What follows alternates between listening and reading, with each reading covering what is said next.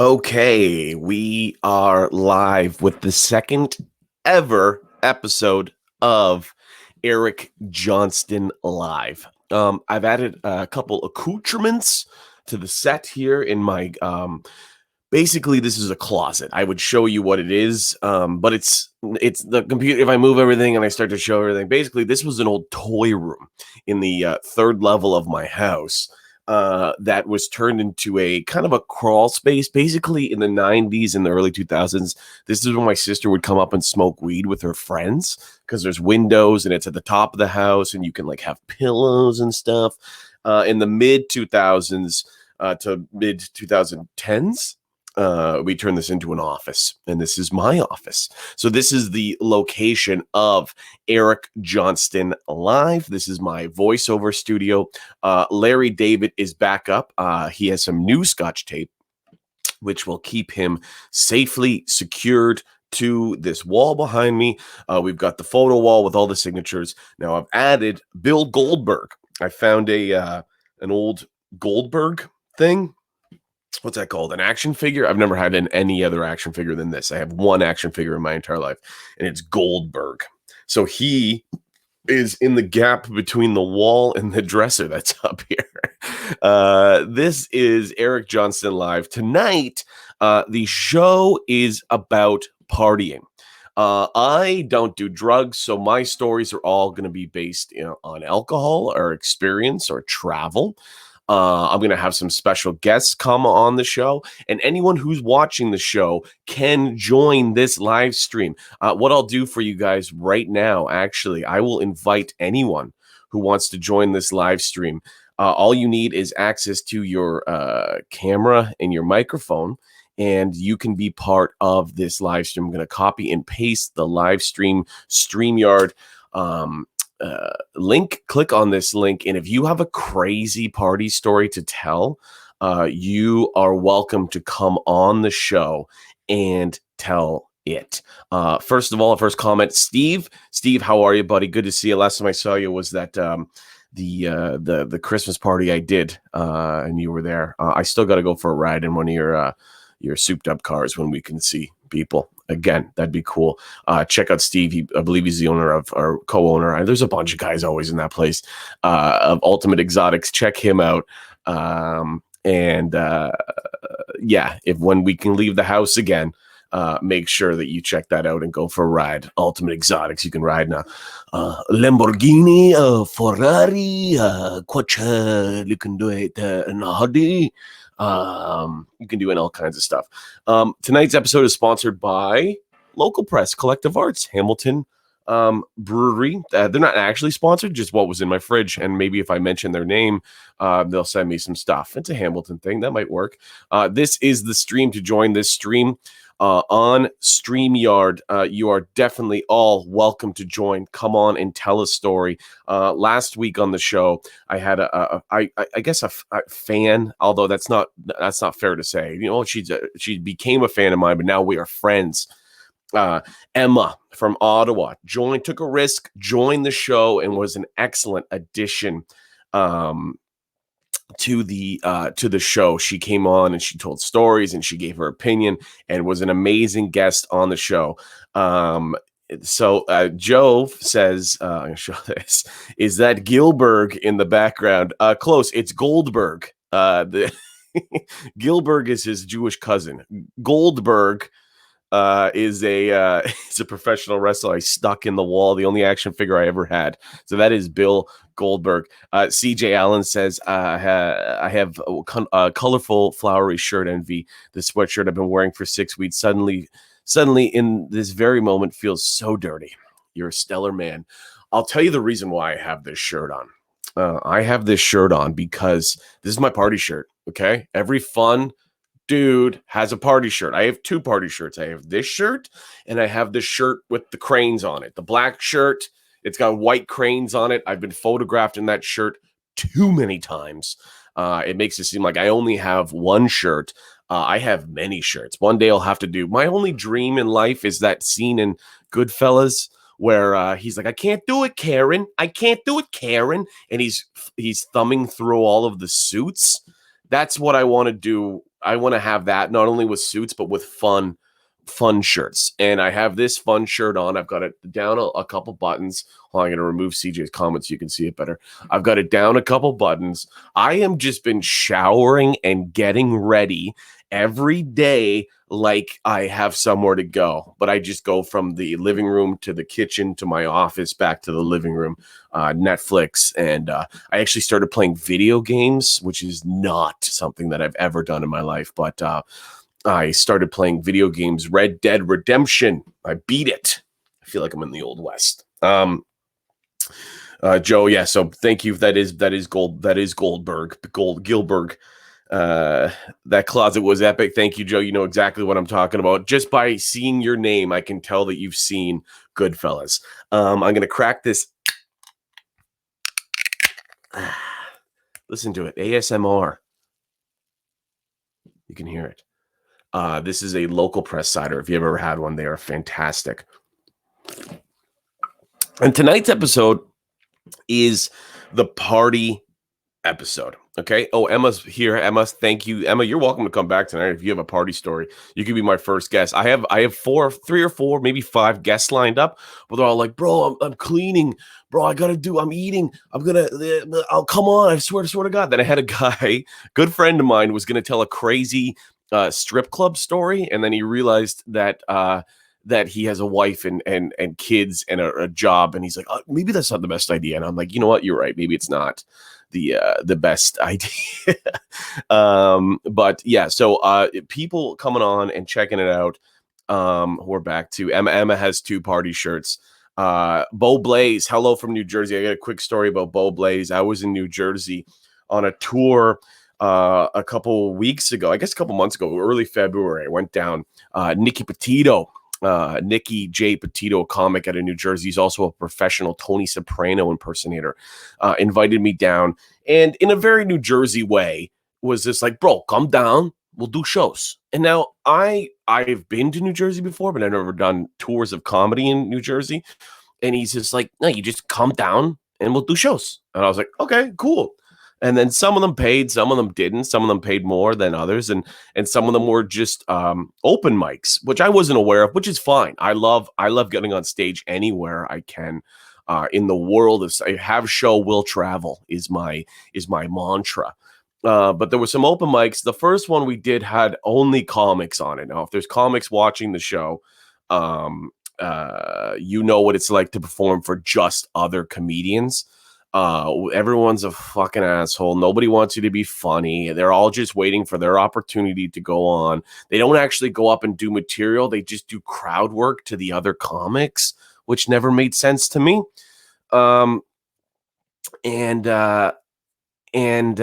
So that was the first night. I actually went up and kind of did like a seminar. I did like how to run an open mic seminar, because I've done thousands of them. But then the other one, and if Bo is still watching, remind me of where it was. I believe Lyndhurst. That sounds right. I have to bring up my tour schedule. But Bo Blaze runs the New Jersey Comedy Syndicate, I think it's called. I didn't know you were going to be on here. I would have prepared better, Bo. But if he's still watching, he probably came in and out like most people coming on a live stream.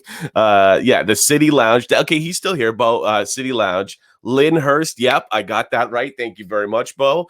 And your company is the New Jersey Comedy Syndicate, if I believe. You gave me a t-shirt. I wear it to the gym, or I used to wear it to the gym before.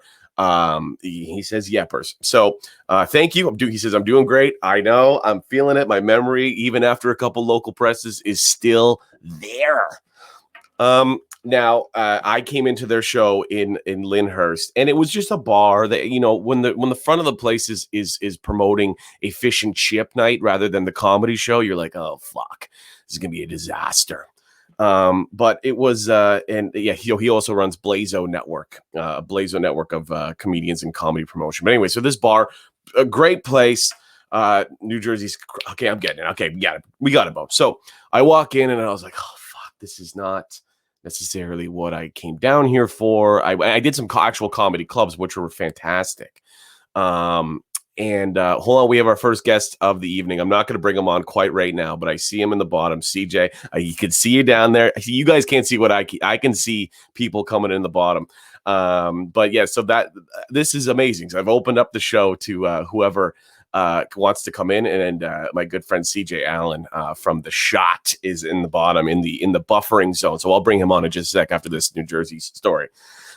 So I'm sitting there. Now, here's the thing about the United States. When you order, I drink gin and soda religiously when I'm not drinking ciders. I would be drinking a gin and soda right now, but then I would have the ice up here and I'd have the soda water and I'd have the big bottle of gin, and I think it would look cheesy.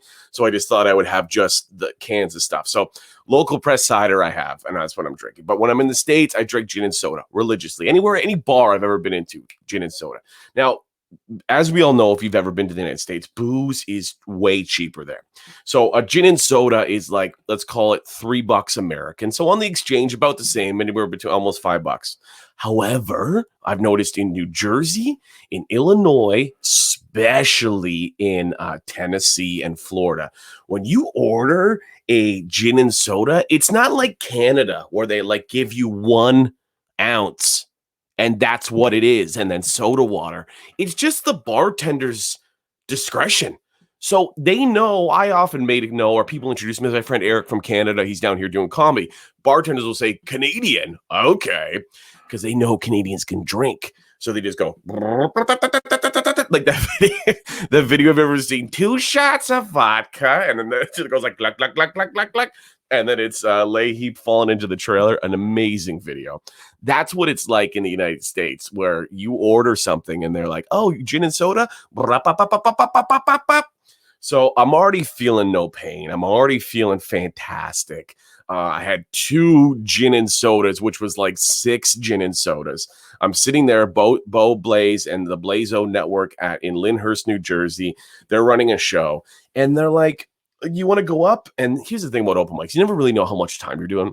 I'm like, how much time do you want me to do? So when I'm on tour or doing my headlining tours, I do an hour. That is my show. My show is an hour. So when they're like, I'm like, how much time do you want me to do? They're like 3 minutes, 4 minutes, 5 minutes, 6 minutes, whatever it is. I'm just thinking, what joke in my hour is that amount of time? So I'm wanting to do a piece of material. What I did instead was when Bo brought me to the stage in New Jersey, I just kind of not winged it. I kind of just picked like I don't know what I was doing. I was just taking lines from my entire hour and just kind of streaming them together while commenting on the New Jersey comedy scene, while commenting on the place, while commenting on the other comics. And I did like 6 minutes, and it was fantastic. It was one of my favorite shows of the entire New Jersey tour, and I did actual comedy clubs and did some stuff. So that's the long version of why I know Bo Blaze. He owns a great show in Lyndhurst, New Jersey, if you guys are ever there. Emma says, bartender discretion is how I get totally fucked up. Now, that's what the show was about this evening. Here, Bo says that was hilarious. Thank you very much, dude. It was a fun show. Now, our first guest on the show, I know he runs the Shot. It's a singing contest. He also runs a bunch of businesses, I believe. You know what? I'll let him tell you. I'm going to bring him on the show. CJ, here you are.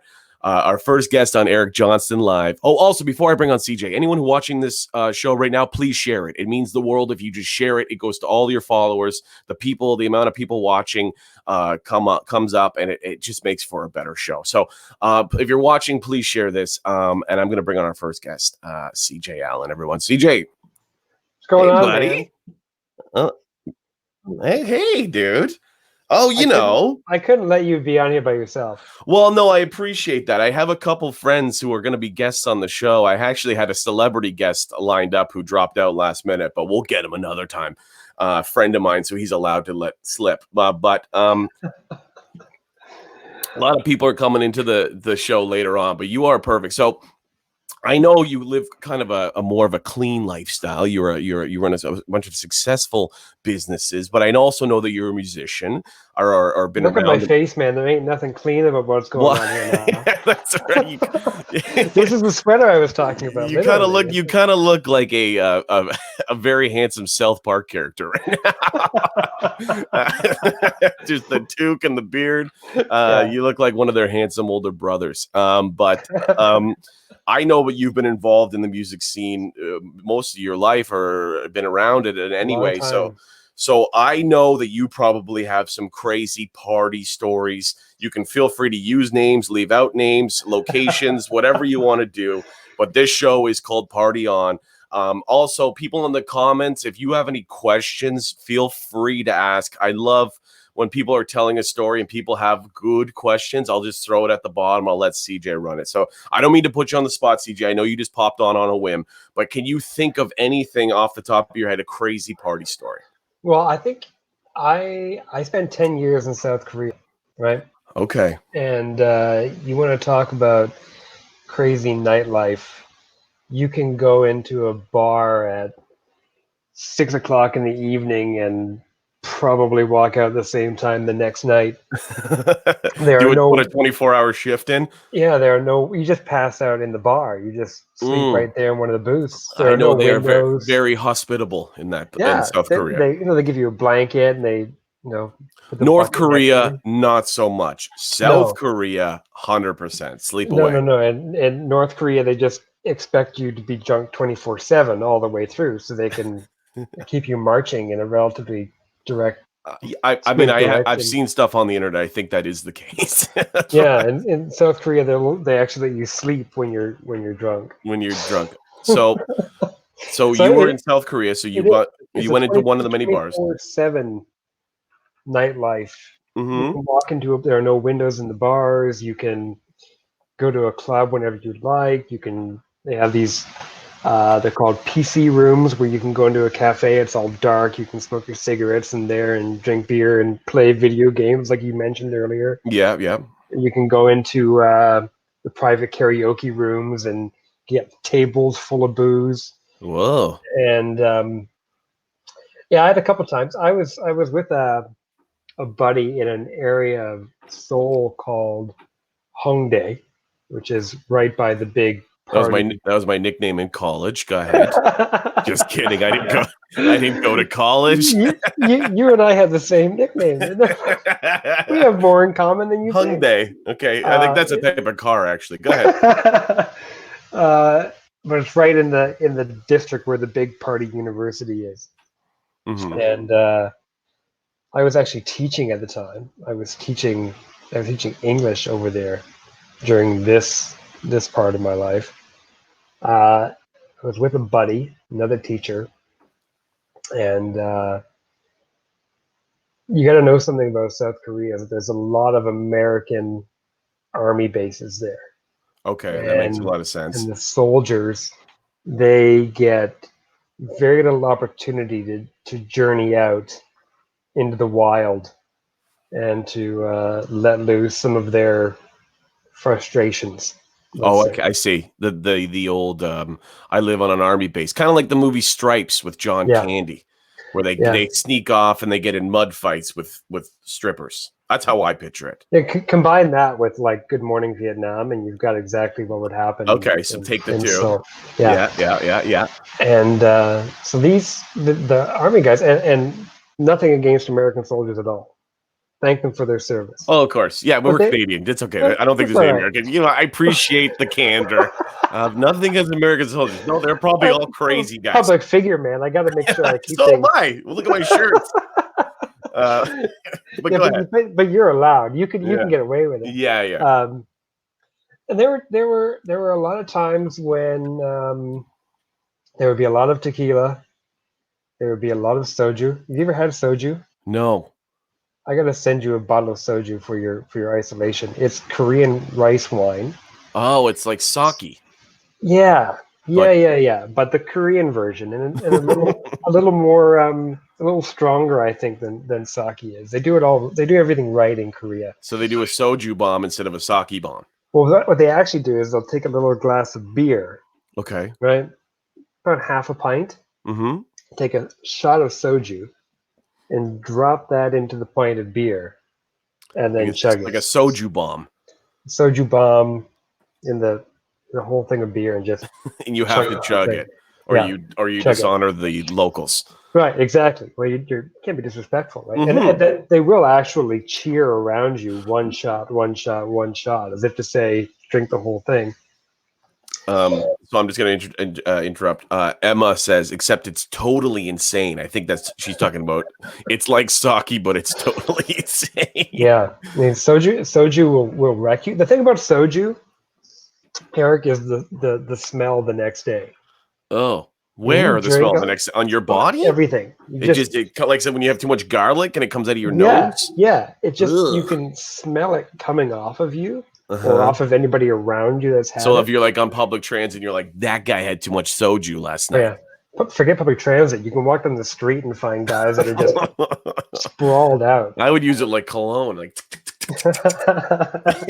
soju by Calvin Klein. and you'd be single even in Korea. Something tells me I'd like that, but go ahead. I can't pinpoint one time. I'm just telling you about the drinking You're just culture. so the culture there, it's a lot of soju. The bars are open at all times. Yeah. I'm picturing this. You're a young, how old were you in this part of your life when you were there for 10 years? Oh, holy crap. I was in my early 20s when I first went. So exactly. Like So it was early 20s to early 30s, which I is was I was straight out of university when I went. oh yeah. And So your formative drinking years. I was rough and ready, man. See, everyone thinks that your drinking years are when you're in college and university. Yeah. That's just get fucking wasted, pass out. Your real drinking years where you discover the types of booze that you like, what kind of person you are on each of those booze selections, what you like to do, who you like to be around. That's formed, I think, at 26. Yeah, I agree. I'm not with a that. scientist, but I think that. at 26, you kind of realize who you are. Sometimes you mix up the batch a little bit. Now, I'm a gin drinker. It took me a lot of different types of gin to know who I am as a gin drinker.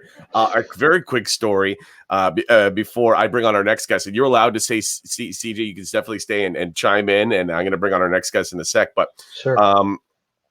I've discovered around 24, 25, the difference between Bombay Sapphire Gin and Tanqueray.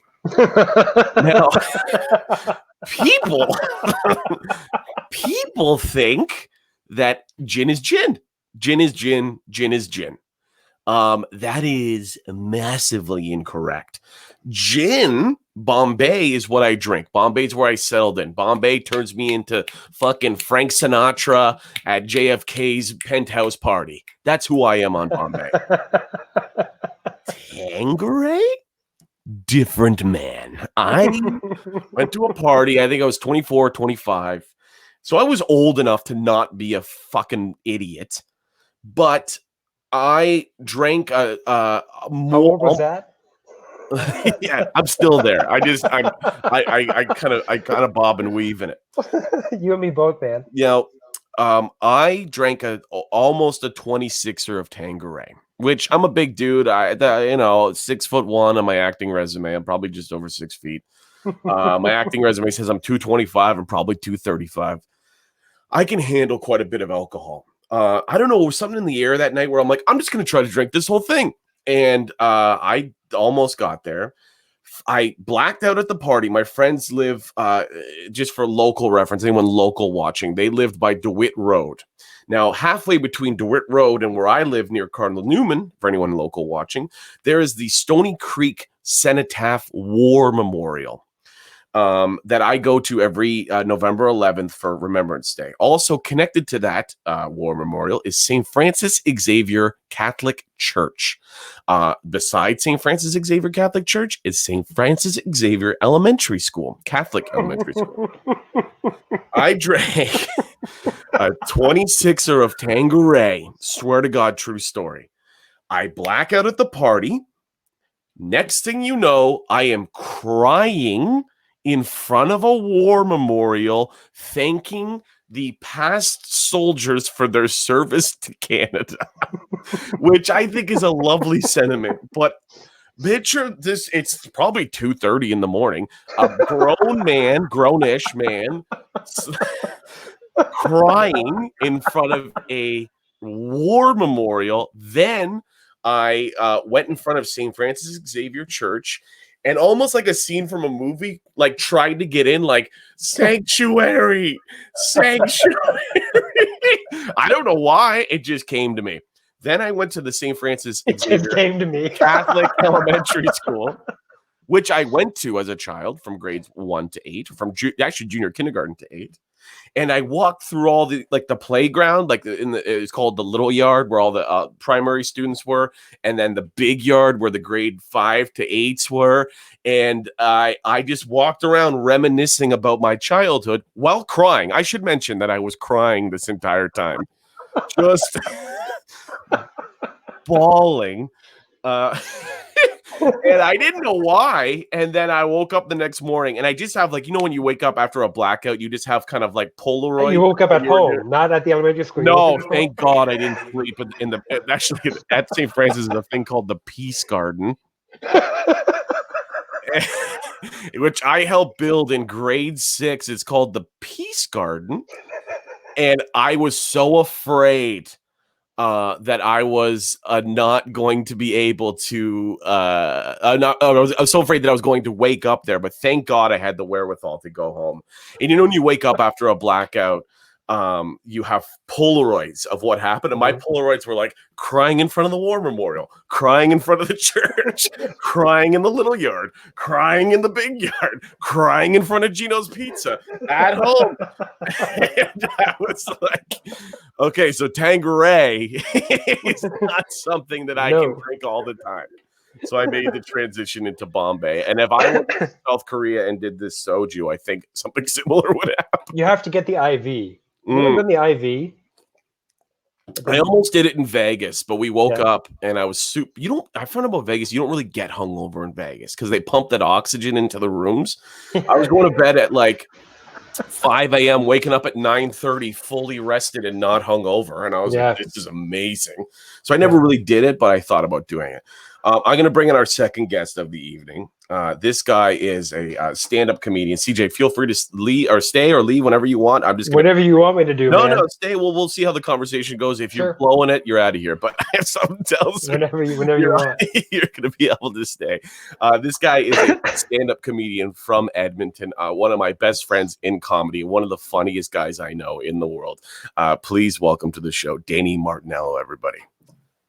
Hey, sorry, I just have to say right off the top, you're like, yeah, feel free to leave. I mean, stay anytime you want. I'm like, yeah, real welcome. I think that was a fucking I meant you're welcome to come. What I meant to say is come and go as you please, but it sounded weirder. It's just I didn't want you here to begin with, so just fuck off. So welcoming, eh? It's like you knocked on his door to just. You had a great story now. Get out of here. Oh, can you guys hear me good? I have to be as quiet as I can, really. Actually, you sound great. You got the microphone right on your neck. I like your stage name, Philip Creemore Hoffman. Oh yeah, that's my internet alias. It was funny before you allowed access to your camera. You just popped in the room, and I couldn't see your face. It was just Philip Creemore Hoffman at the bottom, and I'm like, who the fuck is this? Yeah, bro, it's so funny. That's my phone name. That's everything. So if you see a Philip Creemore Hoffman, I'm not too far behind. Well, perfect.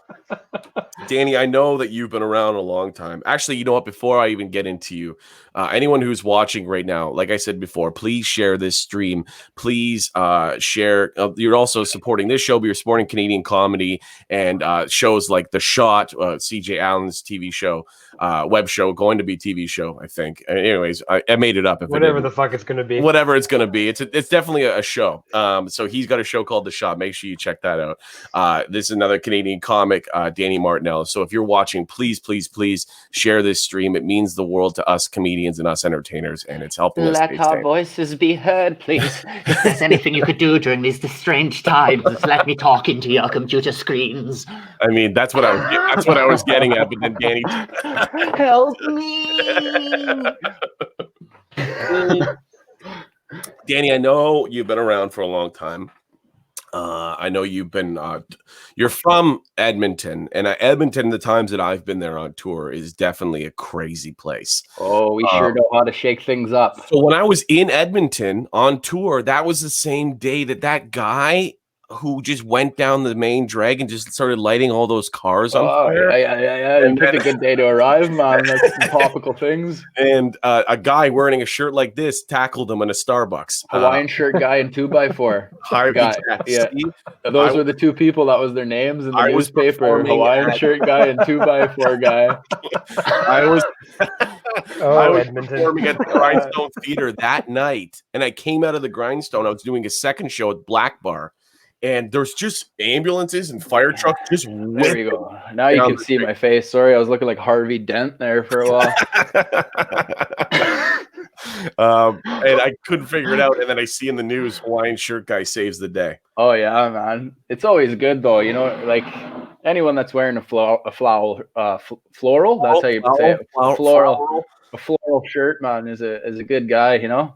They are on the Vice Squad, saving people from arsonists. Or that looked like such a man. He was like ready to give you a pina colada or something on a sunny beach. He was like Jack Canadian Tom Selleck, that dude who tackled that firebomber. But anyways, my point is Edmonton's a fucking crazy place. And I know that you grew up there. You got the oil boys. I noticed when I was in Edmonton that all the guys are on steroids and all the girls have fake lips. Personal notice. That's what I noticed. Yeah, I guess. I don't know. I wouldn't really say it like that. Like, I think anywhere you look in the world right now, women are injecting their lips, right? I forget how Edmonton proud you are. Don't talk about my men and women like that. I just bet but everyone places that I went, and it was a big party culture. Yeah, they do like their things backed up, you know, whether it's their trucks, roids, or whatever. But man, I think it's just they like to be big, wholesome men, you know, wholesome men. But if I see your if your back's looking rippler than a blind person's book, I know something's going on. I've never heard that. So I know that you grew up in this crazy place. Okay, not everyone's on steroids. Not everyone has fake lips, but a large number of them do. And what was it like, and what kind of crazy party stories? I watched in a recent stand-up clip of yours that I played on my other show, that you've been in some threesomes, some twosomes with people, some crazy party nights. I've been some threesomes, twosomes, some gruesomes, man. a lot of single solo nights, you know. But what do you sense, right? If you ain't working hard, your hands shouldn't be calloused. So. No, I don't know, man. I was actually going to tell you about just like a wild story we got into on Kingston, bro. I know you like that city. Oh, I love Kingston. Go ahead. Go ahead. Yeah, no, I don't know, man. It was just funny because I was thinking, I'm like, oh, what kind of like shows, you know, like because I would want to tell like a road one too, right? Just because the comedic element. But it was, I think, one of the last times I was playing. I was talking to my girlfriend just right now, pre-telling the story. I don't know if psychologically it was 2016 or so. It doesn't really even matter, but it was like recent. Yeah, a couple of years back, and we went, and I was drinking. We decided, all of us, to have a mezcal day, right? We were like, oh, we don't want to do tequila, but we were like, you know what, man, we haven't spent money drinking this whole thing. I'm like, let's get a nice fancy bottle, you know, we'll all just get shit canned and then do the show and then drink the rest of it after. So and we crushed a killer workout too, and we were eating clean all weekend, right? So we were good boys, and this Who was were you on tour with? Who was in the house? I think it was Nick Martinello, and then we also had Ephemios Nasiopoulos. Oh, yeah, that's a nice. Oh group. Yeah, right. So like, and we were all just to give our audience some reference here. Ephemios Nasiopoulos is about a 6'7" Greek god of a man. Wait, let me tell you, if the statue came to life, he is Greek, handsome, muscular. He has merch that says whiskey and push-ups on a t-shirt, and he sells them out. He lives that life. Nick Martinello, I've only met a couple times, but he looks like he lives in England. So you know, when you've lived in England or live in England, you know how to just fucking put out back a pipe. That's a good boy from Nova Scotia though, man. So he knows how to drink too. You get us all mixed up, and it's trouble. So the three, a Nova Scotia, Edmonton, and a Greek god came together in a city called Kingston. Now that everyone has the fun thing too is this guy Nick Martinello. He shares the same namesake as me, my last name, but we don't know if we're blood related or anything. But like we just say screw it, we are. So every time we get together, we're like long lost cousins, man. So like, so we were going the whole weekend. We were good boys, and just eating clean, healthy salads, egg whites, chicken breasts, no takeout. We're holding each other accountable, crushing like workouts, sometimes 2 a days. And we were like, you know what, man. Last Saturday, it's a beautiful summer day. Let's get sauced up. So we went over to what was it? I think it was either a Boston Pizzas or a Chili's after the workout, and started smashing some mezcals, Caesars. Like we probably knocked back 6 or 7 drinks after our workout on an empty stomach, waiting for our dishes. So then we already had a bottle back home, so we were like, oh, okay, whatever, let's just not drink anymore. We'll go back home, have a couple pre-gamers. But actually, at that point, that's main events because we already did 7 pre-gamers. So we're sauced up and we're roarging. That's why I could gorging and raging. Yeah, at the you know same what? time. Mix them together and make a little cocktail. Yeah, man, dyslexics have fun. But yeah, so we're knocking them back, having a good time. We go back to the condo, and then we realize, we got like an hour and a half to showtime because we just were goons at this Chili's. And then so we're like, okay, whatever, we'll all make our individual drinks, sip them, all take our showers real quick, get to the venue. We just do a knockout performance, like everybody's firing on cylinders, and like we did no material. We were just like hot and spicy, just riffing with the crowd, and like someone would say something, and it just so happened the heavens aligned up to be like the perfect crowd too. Like they were boozing, everybody's boozing. I love those nights. But he doesn't really come through. I don't want to throw faulty things on the mayor, but if the mayor was drinking that night, for sure he was. Like the whole town was just everybody, and everyone was friendly too. So we were like, yeah. The Chili staff was just pumping us. I don't know if they were greasing us for $1, but they got a few bucks for sure. Oh, for sure. But yeah, so then we go in, getting all sauced up, right? Knock out the show, and then these people invite us out to another venue, right? But we have to meet up because another couple waitresses from the Toronto Absolute were just in Kington. So we're like, oh, this is perfect. Stars are aligning more. What else can we need? Just where's Plato and El Estrado, right? El Estrado is his Mexican cousin. That's his fucking brother, actually, his half brother. Right?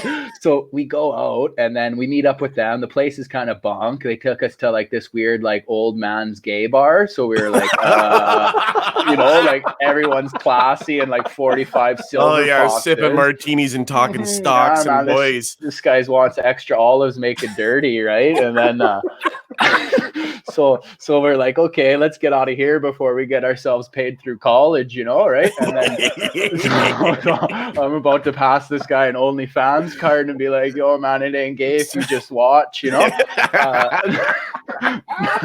so we dip, right? And so we just dip, and then we go to this place, and it's like packed, some live bands there. Nick's loving it because it's like one of those Nova Scotia like East Coast bands. So this guy disappears into the masses, no idea where he goes. He's just disappears, right? And then we go in, he's like dancing, just toe skipping or whatever they do, and then so we go to the bar and we're like drinking, and it's packed. So we order a couple, just a bunch of beers. So we're like, whatever, we don't have to keep getting this guy's attention. And Filimios keeps looking over at these, like this table of girls, and he's like, oh man, like these girls are pretty hot. Like, I don't know what, like, just pussyfooting it. And I'm like, what?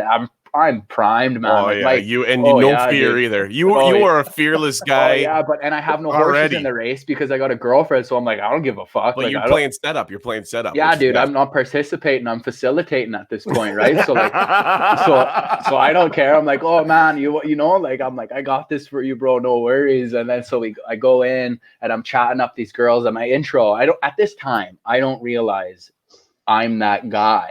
Right? Yeah, so yeah. I think I'm like, fucking. You think you're dude, I think I'm a sultan that just rolled through on 6 elephants, dude. I've been there. So I come in, I'm like, hey ladies, what's going on, man? Like, oh, my name's Danny, I'm a comedian here. We're just in town, but my friend Ephemios, you see that goddess over it, or that god, the Greek goddess? Goddess works too. Yeah. He's like, that's what he just does, the flip and tuck. He's like, I'll be whatever you want me to be. Yeah. Yeah, so I like point. I'm like, you see that guy over there? They're like, oh yeah, I'm chatting. I notice I'm not like socially like inept, so I know like one, but I'm socially abbreviated. I notice I offend like 3 of these girls right off the bat. Like, who's this drunk creep? And you can imagine how I sound now, just putting like 3/4 of a bottle in me, dude. You can barely understand me. I'm like a poster boy from 70s Canada, right? I can barely understand you when you're fucking after a double. Never mind. Right. So we go in, and like some of them are into it. They're like, oh, this guy got balls, right? And like they're just talking to us, and I'm like, yeah, so like you guys want to come drink with us, or like where's this place, like like what is there to do around Kingston? I'm just trying to get in for the Thimios to come over. And this I start hearing like this somebody grumbling, or like something's going on, right? Yeah. And I'm like, okay, whatever, it's just bar noise, pay attention to the mission, right? Horse blinders on. Yeah. And then I keep going, and I'm like, yeah, so like, like you girls want to get in a drink. And then finally I feel like a little Judd, and then like, hey man, like how about you fuck off? These girls don't want to drink. And I go, oh, sorry, I didn't know I was talking to you, sir. And he's just like, and then he's like, yeah, man, these girls don't want to talk to you. And I'm like, yeah, I don't know. There's probably like 3 that definitely don't, but this one's been eyeing me the whole time and had great so at least I got one in, right? And then he goes, how about you just fuck off? And then that's when the Alberta kicked in. I just squared up. I'm like, what are you gonna do, bro? Let's go. But then out of nowhere, a Thimios walks up. Like to this day, I don't know if he was still there or whatever. I didn't even know this guy was there. But then I just see a Thimios come in and go, yeah, man, what are you going to do with those shorts, bud? And then I look, and then I look down, but this guy has nut hugger cut off Daisy Dukes. I burst out laughing, dude, like just right in his face. No, like a second ago, I just told this guy, what the fuck's he going to do, right? And then I look down, immediate laugh. This guy just pushes me. I fall over because I'm so drunk. I'm like, oh, great, I'm getting stomped out by his boys now, right? So I cover up, and then I'm waiting. 1 Mississippi, 2 Mississippi, 3 Mississippi. No boots have been laid. I'm like, well, this is odd. Take away from my turtle, look up. I just see a Thimios feeding him. Yeah, feeding him, man. Like, this guy's been hungry all day, and here's your lunch money.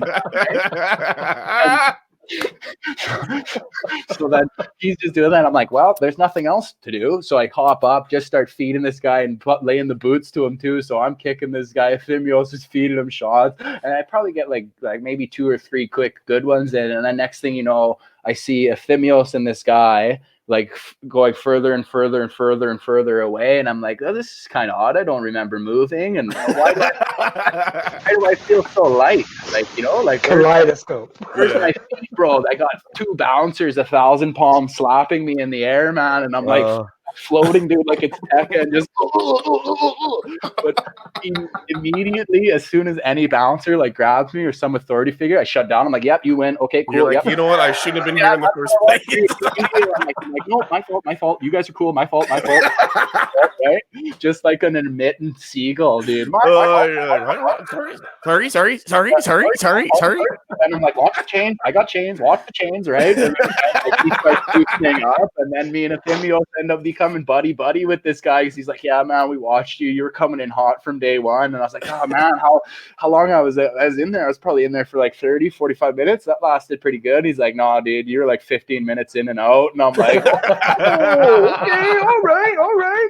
It's funny, the concept of time, especially when you've been drinking since noon. Yeah, but then the funny thing too was like, we were like, wow, where's Nick? We can't find Nick, right? And so we like go around bar hopping trying to find Nick, and then we're like, oh, he's whatever. Fucking still dancing with the band. No, so this is the thing. We come home at like 2 after last call, and then Nick's sitting there in his underwear drinking a tall can, and he's like, oh boys, where have you been? We're like, where have you been? He's like, oh man, as soon as I walked up, I listened to the music, then went to the bar and immediately got cut off, and they kicked me out.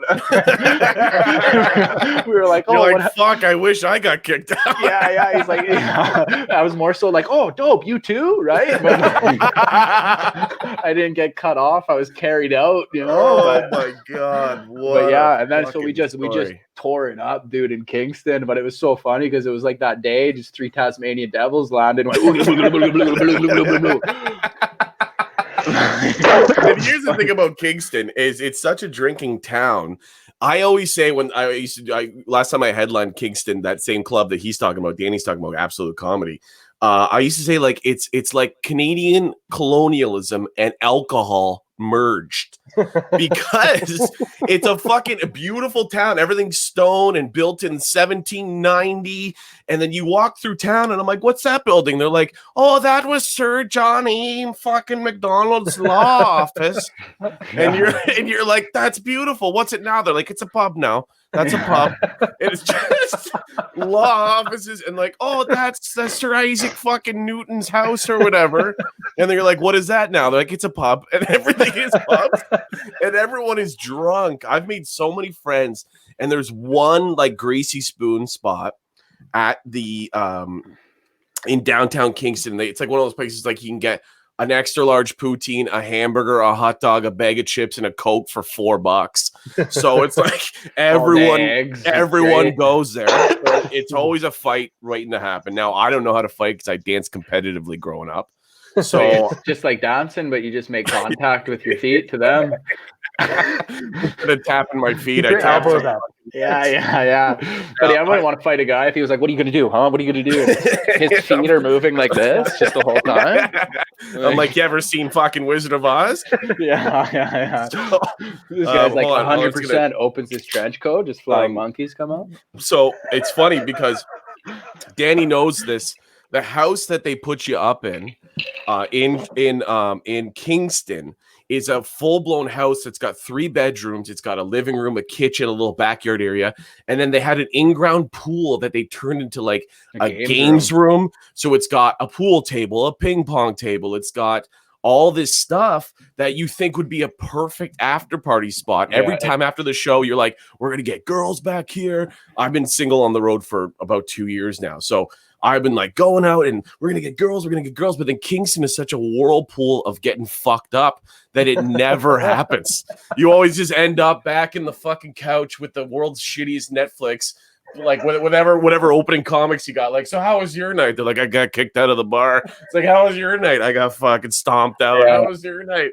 But and all the nights, like when you get drunk at a certain point, you stop caring about putting things into people. You're just like, oh fuck, I'd rather just put something in me, and it's usually a slice of pizza or like doner or shawarma. You're like, I don't really. The only kind of chick I want right now is chicken wings. Like let's get out of here. Because at a certain point, just like you're like, oh, I'm sorry, like. You're like, anyways, this was a lovely outing, ma'am. I bid you farewell, madam. I'm going to go get kicked out of the bar now. Out of nowhere, a horse-drawn carriage comes, and you're like dancing in the rain, just grab it and gone. It's like, who is that man? You throw a rose. And I'm always there, like, he's from Edmonton. They're like, oh yeah. I thought they didn't have running water out there. I'm going to bring in our next guest. Danny, I know you have to go. Yeah, I got to go, man. I got to play boyfriend, but thank you so much for giving me this freedom, you crushed. That was super funny. And I like doing these. I like hopping on interviews because everyone's like, oh, you want to do my Zoom comedy show? And you're like, tell material to my blank screen. I'd rather shoot myself with a bomb in front of 7 comics and 17 viewers. Right. Yeah. Oh no, it's big. I swear, you can have fun. You're like, no, we're all in this together. It's like, no, you're there to watch me bomb, so you feel better about the fact that you're not working either. I'd have more fun just like snot rocketing my window or my mirror that I talk my sets into, and then just lick it after and be like, just like what mommy fed me. You should do that. I leave the comedy to funnier guys than me. You know what, Danny? CJ's a music producer, so when you want to put your first rap album out, like most guys from Edmonton do, he's your. You would have to catch me in 2010, bro. I was hot, dude. Gave that game up a long time. 5,000 miles away at that point, but MC Danny. Yeah, Danny Fresh. Before you go, this guy's made of great T-shirt slogans for rural Canada. Thank you. Danny, you crushed. I love you, buddy. I don't know how you leave it. Just leave it. Hang up the fucking thing. How do you? Okay. I don't know. Just do it. This is one and done. Yeah. Everyone follow Danny on Instagram and Facebook at Danny Martinello. Not Danny Martinello, not Filippo Creemore Hoffman. But if you find him, dude, he's a riot. Probably never meet him again. And if you do, it's under the alias of Danny Martinello. But don't tell him that. Okay, Dana, get the fuck out of here. I All can't right. stop laughing. Later days, guys. So that was Danny Martinello for our I think I'm doing this a lot. I don't know if it's someone just said loving. Ashley Slogan said loving the wrist action. I'm gonna bring in our next guest of the evening. Now this I'll guy. run for you. Oh, I'll make the space. I'm okay. gonna go maybe clean my face so Please, that please do. I can keep up with guys like you. It's become CJ a timeline. That's what CJ, it is. it was great having you. Make sure Thanks, I don't man. know what you're having the next season of The Shot, but make sure you guys watch The Shot online. It's a great singing competition show like American Idol or X Factor. CJ's done a great thing in the city of Kitchener, Waterloo. Yeah, I'm all over now. He's all over now, but he the started place, in yeah. Kitchener, Waterloo, a great Yeah. singing contest in Canada, And he's it's helped. all originals now. Yeah, and he's helped launch No more your granny's karaoke. It's all beautiful. artists and the original music now. And actually, Ashley Slogan, who's watching, is an excellent singer-songwriter. So you guys have to get connected on Facebook. But that's CJ Allen, dude. I wish you all the luck with the new season of The Shot. And, Be well. You too, and stay safe. Okay, Cheers. Get the fuck out of here. Now I'm gonna bring in our next guest. This guy and I met when I was in Chicago. Now before the world shut down, before the quarantine, I used to do comedy tours. I used to be a professional stand-up comedian. I still am, but I don't do that anymore as a living because nobody does.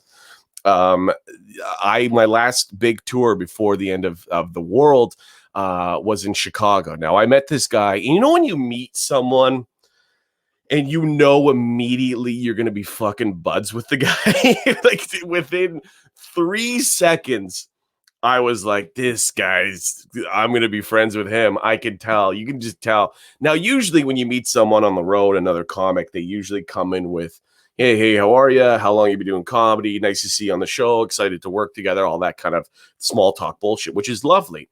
Our first guest, our third guest of the evening, he's the only one now. He's coming in.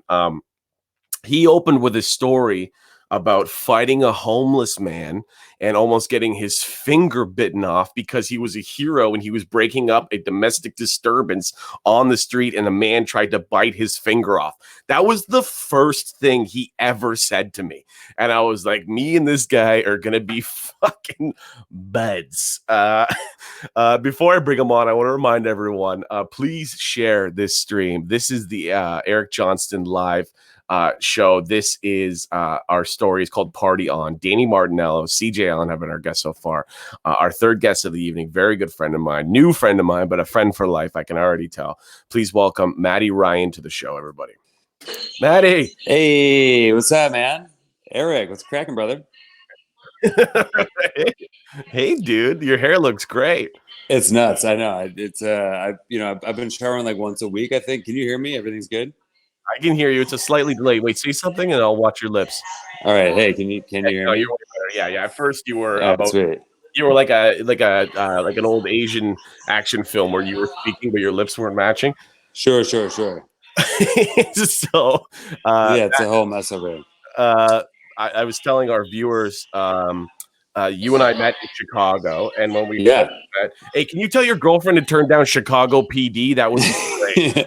She's actually on a birthday Zoom call with one of my your friend. I'm gonna go in here. I'm gonna go in this other room. Here we go. I only say Chicago PD or Chicago Fire or whatever because that was the most recent TV show that you were on, and I wanted to give you a plug. Oh yeah, sure. I was in it. It's my classic role that I usually do for those shows. Like just like goofy dipshit number 6. It's just like mine's more goofy douchebag number 6. Yeah. Anything I ever played on TV was a fucking douchebag. Dude, I was in Chicago Justice like 2 years ago, and the role I played, I was in a wig and a dress vomiting was basically my whole role. I was going to say, so the day we met then. Yeah, for sure. Exactly.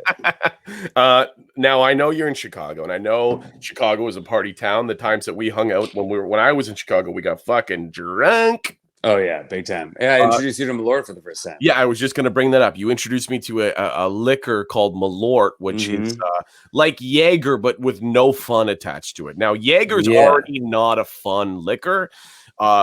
here in Hamilton where I live, there's a bar called Absinthe, and you have to drink Jaeger when you go to Absinthe, which you would think you would have to drink Absinthe but I think that's too expensive. Right, There's all the whole lighting the sugar cube on fire and then the hallucinating after. The bartender, a friend of mine, Billy Posig, just decided that Jaeger was the thing. So as soon as you come in, you say hi, you have to do a shot of Jaeger with him or with the other staff members. Jaeger is not fun, but I become used to Jaeger. I know what Jaeger does. I know what Jaeger is. I know how I feel. Malort is like Jaeger with no sweetness. All that herby taste that you taste in Jaeger, it's just that.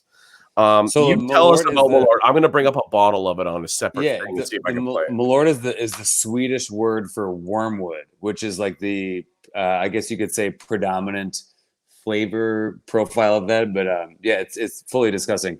They always have a like a slogan contest of like, what's the worst thing? Like, the worst thing you can put in your mouth. Yeah, people have said like a condom full of gasoline, or there's been a whole bunch of great ones. Like someone said, it tastes like driving through Gary, Indiana, in a convertible with your mouth open.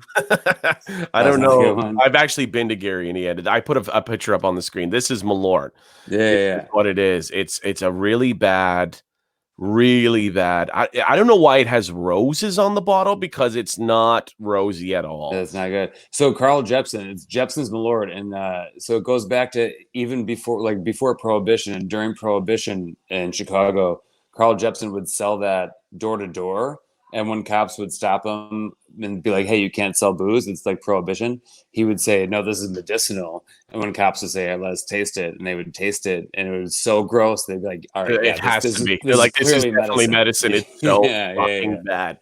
Right. So we did that. I could see how that would fuck you up. That stuff, though, the Malort stuff. So here's the thing: the Malort, it's like it's also like a solid bartender shot too. That's why it's like that's how it kind of gained the cult popularity in Chicago. It was like bartender shots, and like nobody really knew about it, and then it was like a low-key bartender thing, then it was like a hipster thing, and then everybody kind of latched onto it. But so the alcohol content in it is like, I mean, it's technically would be classified as like a liqueur, because it's not okay. What's it like, under 30% or something? Yeah, I think so, or like around there. Like it's like it's like half that of what a whiskey shot would be. So it'd be like the equivalent of like taking like a shot of Fernet, or like a cordial kind of, like a, I know like an Amaro, like an after dinner shot.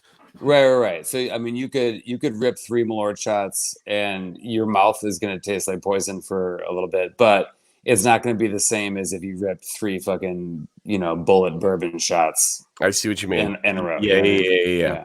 But it fucks you up because it just changes the chemistry of your mouth. Yeah. So it resets the whole palate. Just a quick story. You and I did that shot together. What bar were we at? What's that place called? Which was it? Cole's? Cole's? Yeah. So maybe Cole's. Yeah. Definitely. It was after we did the show at Comedy Bar. We went for a couple drinks, and then we went to Cole's, which is an open mic, which is like one of those crazy open mics where comics sign up at 3 p.m. and they stand around all day, right. 3 minutes. And the audience is like 20 comedians, like 10 whatever audience members and whatever. It's mostly comedians, but they're packed into this small room in the back, the back of a hipster bar. Right.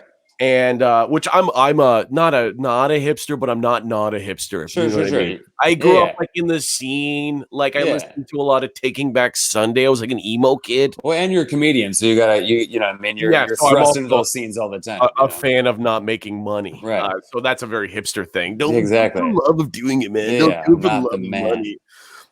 So I can fit in a hipster bar. I have a number of vegan leather jackets, not by choice, but because I couldn't afford a real leather jacket. And so I'm fitting in. You come over. We're doing the shot. We do the shot, Malort. Then they immediately say, "Hey, you're up. You have to go on stage," which is fine. Yeah. I can go on stage. You can literally wake me out of a sound sleep and be like, "You're on," and I'd be like, "Okay," and I'd be able to do it. Well, because the host was like, I was like, "Hey, my buddy's in from fucking Canada." And the host is your girlfriend, if I'm not mistaken. Yeah. So that we had a nice in there. When I was with you, she put me on. I'd have to wait 17 hours to get on the phone. Yeah, exactly. So we do the shot together. Then she's like, "You're on," and I'm like, "Okay." And I'm literally speaking like I couldn't feel my mouth. Like it was so, I was so overwhelmed with this bad taste that I was doing comedy. And then what I just did is I just riffed on Malort on stage. I did like 5 minutes. It probably crushed, especially in that room. And crushed. Yeah, for sure. Because everyone's like, what is this fucking thing? Anyways, I riffed on it. And then like, hey, thank you. And I came on stage and I think we did another shot. Mm-hmm. So I know to set you up more, I know you've had some crazy nights. I know I did a show in Chicago called Blackout Diaries. I'm sure that you've done it. I kind of want to know. I don't know if it's true. I used to be a producer for it for years. That's right. So I know that For you sure. probably have some crazy Blackout Diaries. So tell us one. Our previous guest, Danny Martinello, is from Edmonton. He's like crazy energy, like fucking I was here, fuck. Yeah. I don't feel like you have to match that. Danny's a beast of his own, in his own way. But go ahead and tell us your blackout party on story in Chicago. I'm like, all right. So I mean, unfortunately, I have like probably like a dozen to choose from. There's like two super good ones. One is falling through a roof in Thailand, and then another one is getting stung on the head of my dick by a jellyfish, which is it's pretty good. This one was. I think we have time for both of them. Oh my god, we don't. Okay. I gotta do one. We'll do the jellyfish one. Do jellyfish. So this was I was a senior in high school. I started partying way too young, and I also, this is going to turn probably a bunch of people off, but I'm a real big Fish fan, the band Fish. Sorry, everyone who. I think Canadians are like, our Fish is the Tragically Hip. That's fine. Here's the thing: I love all I'm into music so hard, like in so many different genres, but like whenever I tell people that my favorite band is Fish, everyone's like, everything you say now doesn't matter. Doesn't make sense. Okay. It'd be like if I was like, my favorite band is like the Insane Clown Posse, and everyone's like, oh, so you're a fucking idiot. Yeah, you're holding a Faygo, and you're like, I also beat women. So hold on, we've already chosen this story, but Emma says jellyfish. She wants. This is the jellyfish story. This is it. So I was a senior in high school, and during my spring break, Fish. Or no, sorry. This was that was a Vegas one. This was New Year's Eve. I was a senior in high school on New Year's Eve. It was before my 18th birthday, so I was still 17. And I went in a van to Fish was playing in Miami for New Year's Eve. Okay. And I basically ran away from home. The aesthetics of this story, but go ahead. Dude, I had already run away from home to go on a Fish tour like once or twice before. Yeah, in high school, I was a bastard in high school. I was such a piece of shit. I just saw a funny Fish story. Go so bad. And also with like no money, I would have like $80 and be like, I'm leaving for 3 weeks. They're like, okay. You'll call us when you need money. Well, then I wouldn't. I would just eat burritos out of someone's trunk like a fucking vagabond. So, this is the Miami show. All right. So we did the Miami New Year's Eve show, and like me and my buddy, it was me and then I was in high school, and then all the other kids I was in the car with were all college kids. Yeah. And you're a tall guy, so you were all right. Sure. I mean, I was mature for my age. I was in a band with a bunch of older kids since I was like in, sophomore year. I was cool. I was a hip. I'm picturing it. But go ahead. Yeah. It just doesn't look like it now because I can only see a small picture of myself, but man, I look like a mess. You know what? I think you look great, but go ahead. Thank you. So we go down to Miami for the show, New Year's Eve show.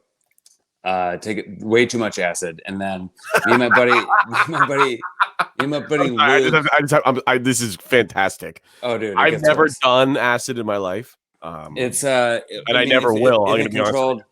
In a controlled situation, it's great. I mean, not even controlled situation. Like you want to be able to do whatever you want, but like when I say controlled situation, I mean like the people you're around and the things that you're doing. Yeah, exactly. And also like the actual amount of acid that you're doing, and not just like I thought it was just do one and then you're fucked for 12 hours and then you're fucked for the rest of your life. Well, it also that one time you're on acid. That's how I picture it. But go ahead. It can be liquid. It can be like a paper tab. It can be and the paper tabs can be stronger. So like.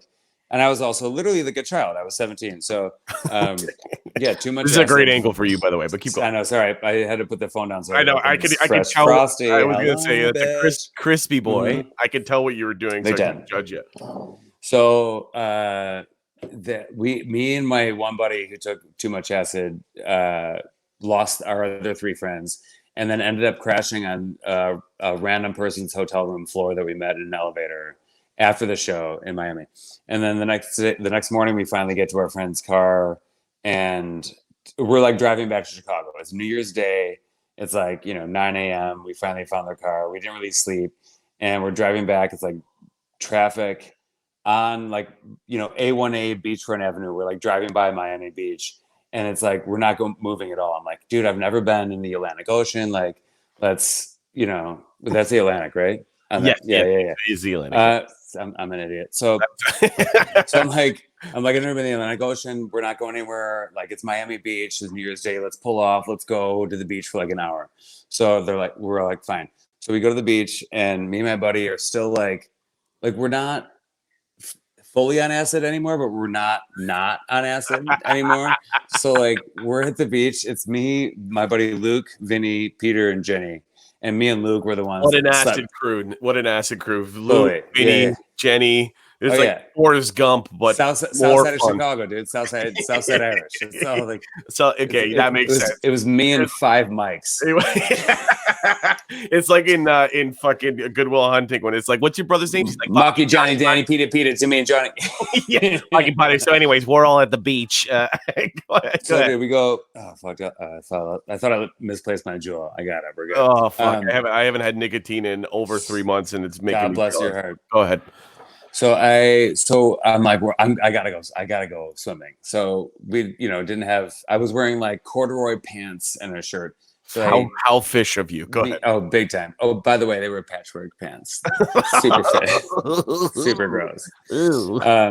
So me and Luke go swimming in our boxers, and we're like, probably like 30 yards out in the ocean, and we're standing there like waist deep water, and there's this like dead jellyfish floating in the water, like right at where our waist is, and underneath it is like this fish that's like that big, like maybe like 3-4 inches big. Yeah, like 3 or 4 inches big. That's like swimming right underneath the jellyfish. That's like not moving when we get close to it. And I was like, again, like first of all, 17. Second of all, still kind of drunk. Third of all, still on acid.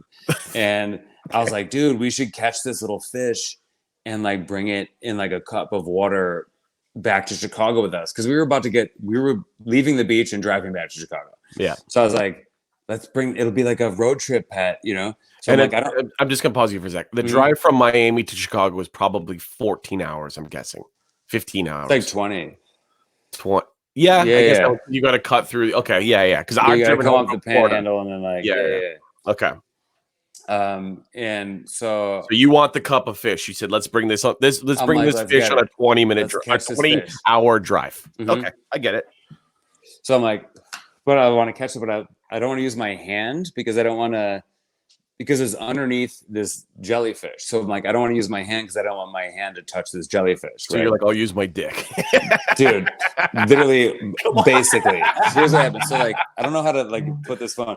So like, I only had boxers on. I was only in my boxers. And I like the end of my boxers, I made like a little like I took the end of my boxers. Yeah, made like a little cup with the end of my boxers. Okay. And then just try to like obviously I'm wearing jeans right now, but like I just try to like scoop, like lift and separate. Like exactly. Try to scoop the little fish like that. And as I went like that, this wave came through and just knocked the jellyfish into the open fly of my boxers. And the jellyfish stung the head of my dick. It wrapped it like, so also this is the first time I've ever been stung by jellyfish. For some reason, I always thought jellyfish stings were like a bee sting, like it stung you. I've never been stung either, but I can imagine it's worse than a bee sting. Dude, whatever part of the tentacles touch you, those tentacles are all just like poison strings. Okay.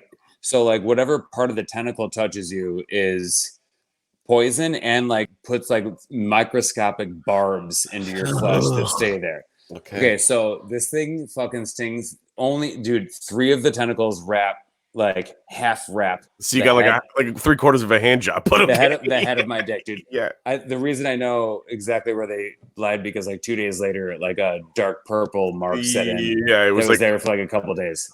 That I thought I was gonna be there for life, and I was like someone cool. cat-tailed you across your dick. I got my dick tattooed, dude.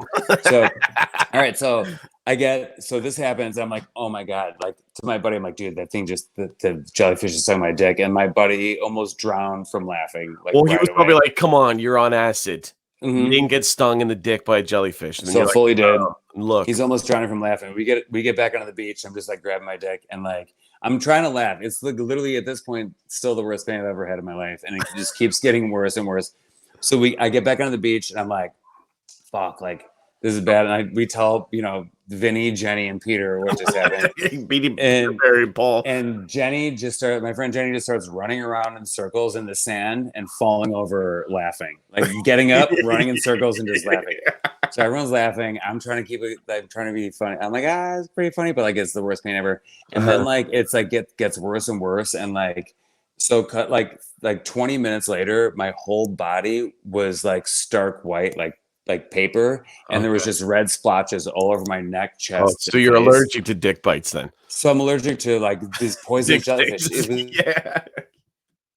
Oh, okay. Sorry, I just got a call. Am I back? You're back. Can you see me? Yeah. I was like, oh, this is the climax of this story. You are here. Hang on. You are here. Hold on. I'll bring you out and bring you back in. Hold on. He's back. Matty Ryan. Wait. Hello? Hey, Matty. Hi. This is the worst part for you to have a technical difficulty. Oh, he might. I think you might have got muted. A call, and then I just had this. Did you mute your own mic? This is the climax, Matty. The climax. I think I know how this story ends, but I don't want to be the one to tell it. Oh no! What should I do? I don't know. If you can hear me, exit. Can you hear me? I can hear you. Hello. Oh, what a time to be. You're Matty. I'm gonna kick you out and bring you back in, but I'm gonna keep his story going. Hold on. Unless you maybe do a fountain style because you couldn't piss on your own dick. Is what Emma. Can you hear me? I can hear you perfectly. Can you hear me? Oh no! What happened? Oh no! Okay, I'm gonna kick him out and bring him back in. Hold on, everyone. Should I reload it? Everyone, relax. Okay, he left. Matty Ryan was in the middle of the story about how he got stung on the dick by a jellyfish. And then he got a phone call, and I don't run this service. I'm not a StreamYarder. I have a StreamYard, but he's back. Matty. Oh my god, I don't know. Sorry. Yeah. Hey, can you hear me, dude? I was just recapping your story, telling everyone that you get stung in the tip of your dick by a jellyfish. Oh, it gets so much better. So sorry, somebody called me, and then I declined the call, and then all of a sudden, we heard all that. You couldn't hear us, but we could hear you doing that. Okay. So sorry. So. Okay. So then at this point, my whole body's covered in red splotches, and my buddy's like, dude, you gotta piss on it. And like my dick was like such a trauma zone that like it was like it hurt so bad that like I couldn't. I'm like, I can't get any piss out of this. So then my buddy, and this is like it was one of my best friends. I was in a band with him for years. Was it Vinny, Paulie, Mary? No, it was Luke. This is Luke. Okay. And he's like the closest thing I had to an older brother when I was in high school. Like he was like whatever. He's like, I gotta piss on this, and I was like, absolutely not, dude. I'm like, there's no way I'm just gonna sit in the sand and let you stand above me and just golden shower my dick and balls. Like, no way, dude. So he's like, well, and also at the time, this would have been like 2004. I think this is New Year's Eve 2004. I was 14.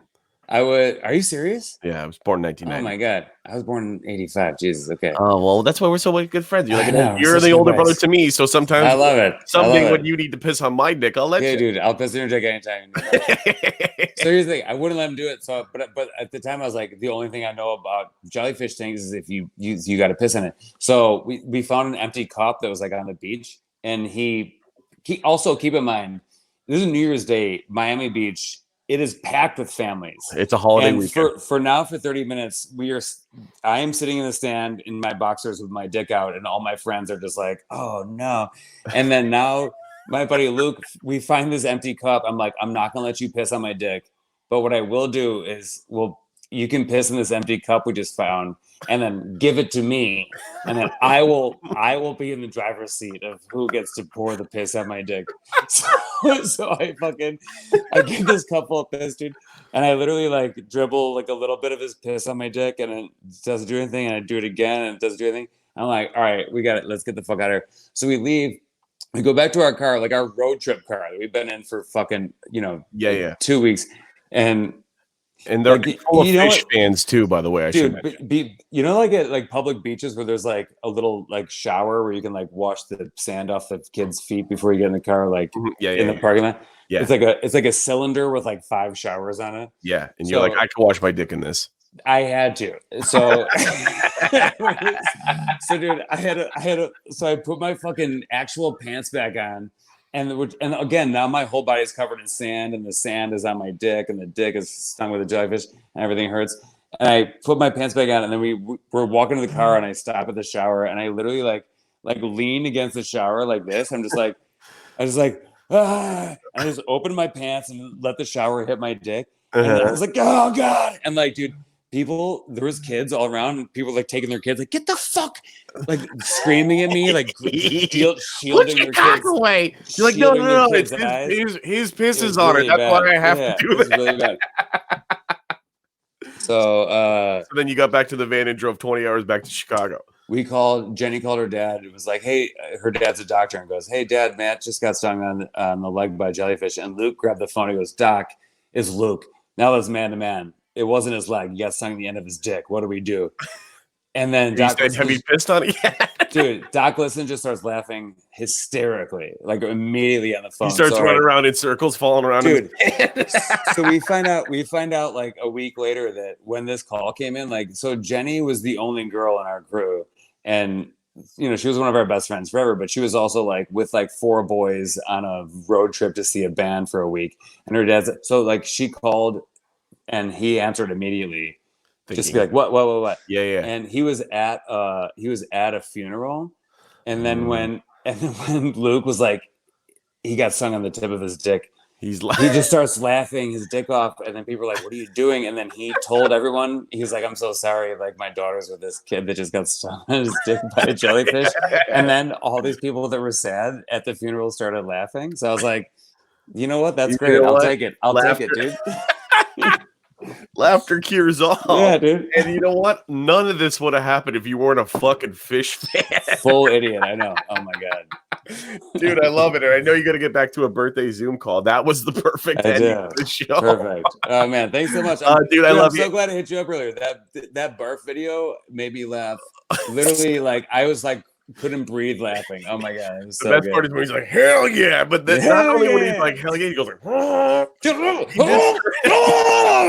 he just turns his head. He doesn't even try to clear his own stomach. Which is so people message me like, that made me sick. I'm like, it's hilarious. You should be the sick. Funniest thing I've seen. It's the hardest I've laughed in literally a month. I'm not even joking. Dude, I love you. When this is all over, I love you too, man. I got past the headline at the comedy bar, so they want me to come back and do it on the weekend. So I was supposed to move to New York in June. I'm not gonna. So no, you'll be there. And we'll be there. We'll do some more shots of Malort and whatever. Absolutely, dude. Let's be in touch, man. Yeah, for sure. Everyone follow Matty Ryan on Instagram. I think it's just at Matty Ryan. I think Instagram it's Hey Matty Ryan. Hey Matty Ryan, because you don't confused with the football player. I don't know anything about football. There's also like some like a snowboarder and a soccer player. There's also a professional a graphic designer who's a friend of mine named Matt Ryan, who is he gets tagged in football posts all the time, and he's a graphic designer. Dude, I love you. I love you too, buddy. Thanks so much. Let's talk soon. Yeah, we will. Take care. Everybody. Bye-bye. Bye-bye. Ladies and gentlemen, that was Matty Ryan. He doesn't know how to get out of the show. He does now. That was a crazy night of stories. I guess I couldn't close the show without a story of my own. Before I do that, though, I'm going to wrap it up very shortly here. I have to prepare a quick commercial break. And by commercial break, this is what I'm doing. Those who know my story know that my father was a professional wrestler by the name of Bullwhip Johnson. Over the years, I've actually recreated his wrestling merch, his stickers, and his t-shirts. In November, I did a big show in Hamilton, live from the East End, and I had about 150 shirts printed. They sold very well that night, but not 150 shirts sold. So I made a very poorly produced commercial to buy these shirts. Then I'll show you a shirt. The shirts are $20. Please buy one. I'm going to be available for porch drop off. You can e-transfer me the money for a shirt and I will drop it off. But look how terrible this commercial is. Hold on, I'll play it for you.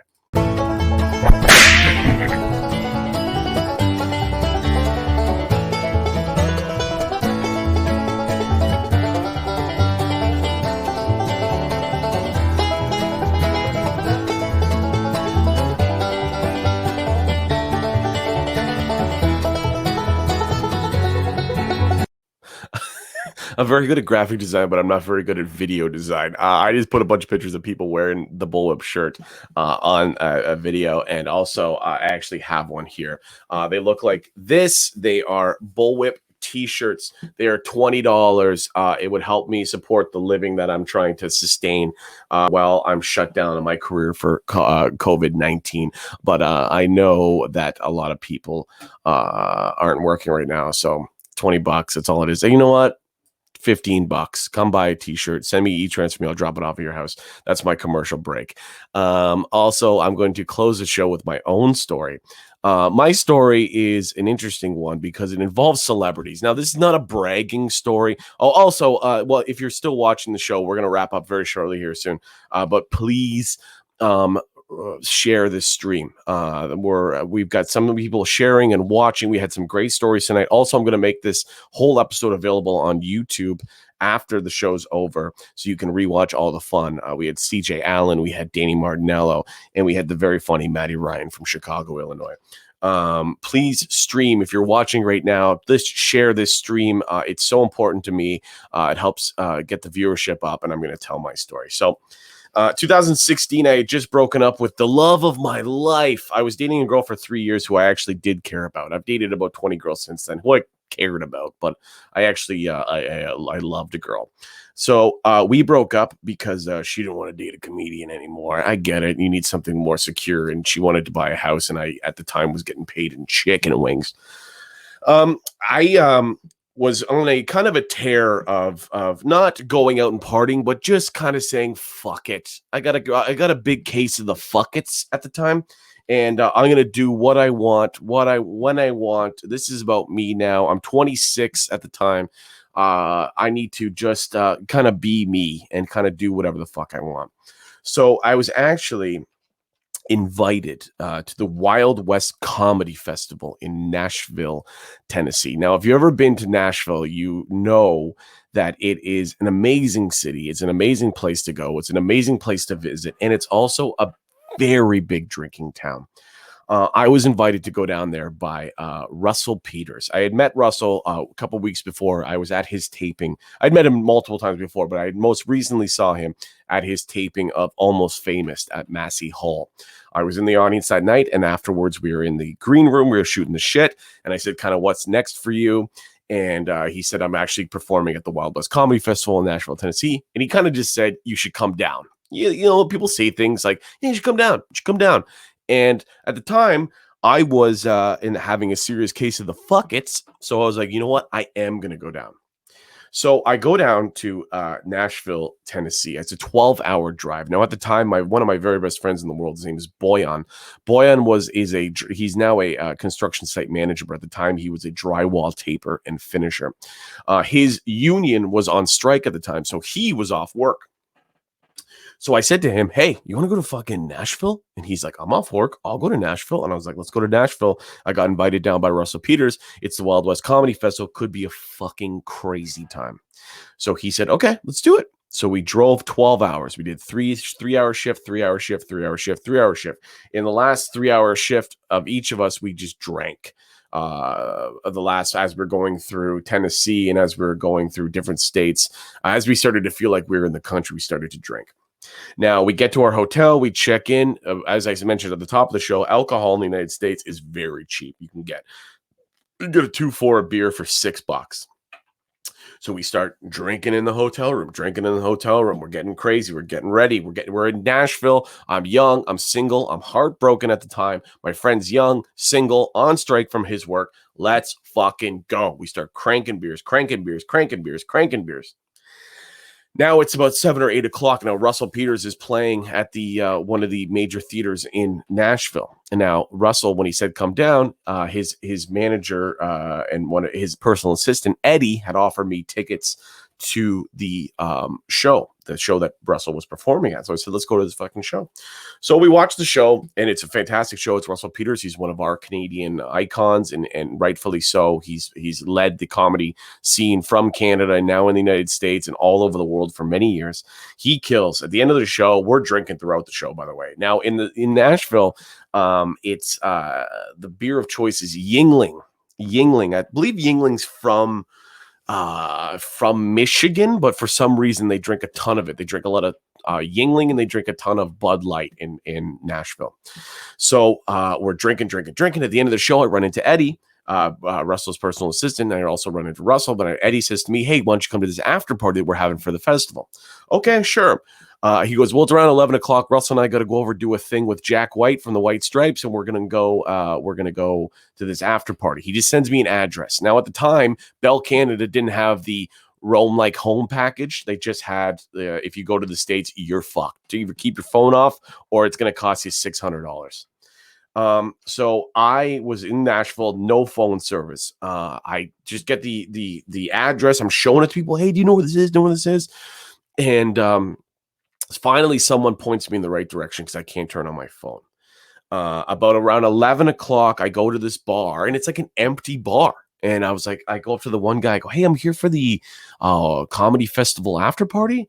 They're like, oh, yeah, third floor. You go up that staircase. So we go up to a third floor, staircase up to the third floor. I walk in, and in the room is my friend Chris just said that Yingling is from Pennsylvania, but for some reason they drink a fuck ton of it in Nashville. So we go up to the third floor of this honky tonk in downtown Nashville on Broadway, and we walk in, and in the room is standing in a circle. It's a bar. It's a Bud Light sponsored bar, and there's some people standing around. There's a DJ who actually was DJ starting from scratch, who is Russell Peters' personal DJ. He's DJing on the stage. I walk in, and in a circle, standing around around all the people, and they're standing in a circle, is Russell Peters, Vince Vaughn, Bill Burr, and Ralphie May, who has since passed away. Ralphie May. And I walk in, and Russell Peters comes around and goes, hey, what's up, Eric? And Bill Burr and Vince Vaughn and Ralphie May turn around and go like, hey, what's up, dude? And I'm like, how fucking drunk am I? I've been drinking all day. I've been drinking since we got into Tennessee. And I've had this dream before where I walk into a room and the biggest comedians and actors in the world know who I am. What the fuck? Sure enough, I pinch myself. It's real. I walk over to Russell, say, hey, buddy, great show tonight. Thanks for having us down here. This is my friend Boyan. Boyan's a drywall taper. He's just down here with me. Russell goes, hey, bar's open. Have whatever the fuck you want. So now it's Bud Light. Now, I'm a gin drinker, but I'll drink beer. And beer, especially Bud Light, it's light beer. And you're in the States, you're sweating, you're in the South. I probably had 20 Bud Lights. And we're standing there, we're shooting the shit. Next thing you know, my friend Boyan is talking to Bill Burr, the comedian Bill Burr. Now, the one thing that they have in common is Bill Burr says, Boyan says to Bill, hey, I'm a friend of Eric's, we're from Canada. And now Bill Burr is a massive hockey fan. So Bill Burr and my friend Boyan, who is a Bosnian drywall taper, start to talk about hockey. So they start talking about hockey, as Bill is a huge fan and Boyan is a Canadian. But Boyan was a massive Toronto Maple Leafs fan, and Bill Burr is a massive Boston Bruins fan. And doesn't Bill Burr bring up the time that the Toronto Maple Leafs blew a 4-0 or 5-0 lead in the third period on the Stanley Cup Finals? They start going back and forth, and all of a sudden I hear my friend Boyan say to Bill Burr, why don't you go fuck yourself? And again, I'm wasted, so I'm like, holy fuck. It was like that scene, like a scene from like Fresh Prince or like an old movie where it's like whoop, whoop, and everything stops. And Bill Burr looks at my friend Boyan and he's like, you motherfucker. And they start hugging, they start whatever, they start drinking. Now who shows up? I'm now talking to Vince Vaughn. Vince Vaughn and I are shooting the shit, and Russell Peters says to Vince Vaughn, hey, this is my friend Eric, he's from Canada. And Vince Vaughn says, I love Canada. My wife's Canadian. And actually, my mom is from Canada. He said, where are you from, Eric? I said, I'm from Hamilton, Ontario, Canada. And Vince Vaughn says to me, no shit. My mom is from Brantford. Those are people watching internationally. You know, there's a couple of you. Brantford and Hamilton are right next to each other. So I was like, no shit. And he's like, Wayne Gretzky Parkway. And I'm like, yeah. He's like, the casino. And I'm like, yeah. Next thing you know, Vince Vaughn's got his arm around me and we're shooting the shit and everything is cool. We're becoming best friends. Now, I want to, so you guys don't know, I'm completely full of shit. I posted this picture before. This is a picture of Vince Vaughn and I on this exact night that I'm talking about. Now, Vince Vaughn is a very tall man. I am up just over 6 feet, and Vince Vaughn is, I think, 6'5", because this is him. This is a picture from that night. We're at this after party, and we're shooting the shit about Brantford and Wayne Gretzky Parkway in Nashville, Tennessee, and I am drunk as fuck now on PBR. I was drinking in that picture. So Vince and I start shooting the shit. Doesn't Carlos from the Magic School Bus come in? I don't know if you guys remember watching the Magic School Bus. The actor who played Carlos, I've since forgotten his name. He was also in Mean Girls, the movie. He is at the party. We're all shooting the shit. Now, me being a 90s kid, I watched a fuck ton of the Magic School Bus. And so anytime anything happened in the bar, if someone spilled something or someone dropped something or something weird happened, everyone started by me and my friend Boyan would go, Carlos. And it created this fucking everyone yelling Carlos in the bar. So that's one thing. Again, I am fucking wasted through all this, I should mention. And then Peter Billingsley, I must say Carlos, Peter Billingsley, who plays the kid in A Christmas Story, he's there. We're all drinking. I start talking to him about how I've never seen The Christmas Story, which was not a great conversation. Then Russell Peters says to me, hey, when are you coming to LA? Now, mind you, I've been drinking since I got into Tennessee around 2 p.m. that day. It is now 2 a.m. I turn to Russell Peters and I say, hey, I'll come to LA when you have me fucking open for you, you fucking asshole. And again, it's quiet for a second. And Russell looks at me and he goes, you're lucky you have the same name as my father. Of course you can open for me. So that was then a month later, I opened for Russell Peters at the Comedy Store in Los Angeles. That's how that story started. But the climax of this story was I'm drinking with Vince Vaughn. I'm drinking with Ralphie May. My friend just told Bill Burr to go fuck himself.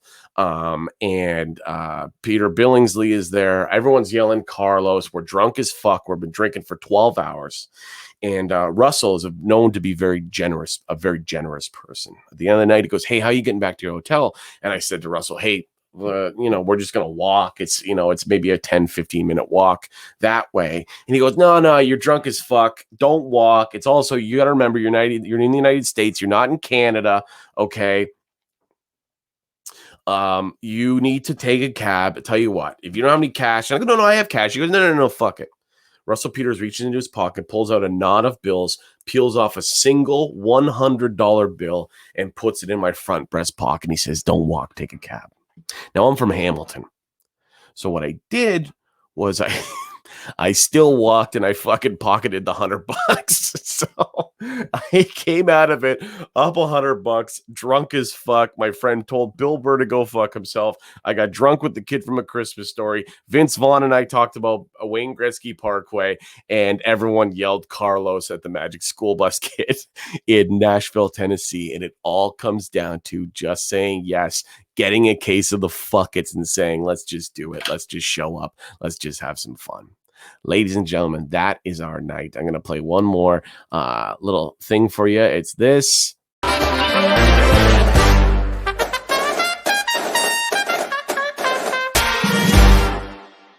Please follow me on Instagram at Eric Johnston. Who thank you to everyone who watched this live stream tonight. It was our one of my favorite ones so far. I've only done a couple of these, but I want to give a special shout out to my guests on the show, CJ Allen. Make sure you're checking out the new season of The Shot.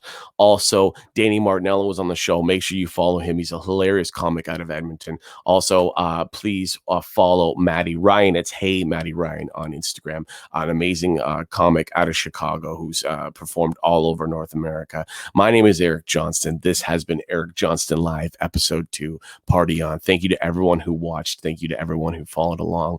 Tan says, that's awesome. He says, LOL. I wasn't there, obviously, but this story makes me so hopeful. What a night we had here on Eric Johnston Live. Thank you guys so much to everyone who watched, everyone who shared. This is my new reality. We can laugh, we can share, we can tell stories. We just can't leave our fucking houses. Have a good night, everyone. Thank you guys so much.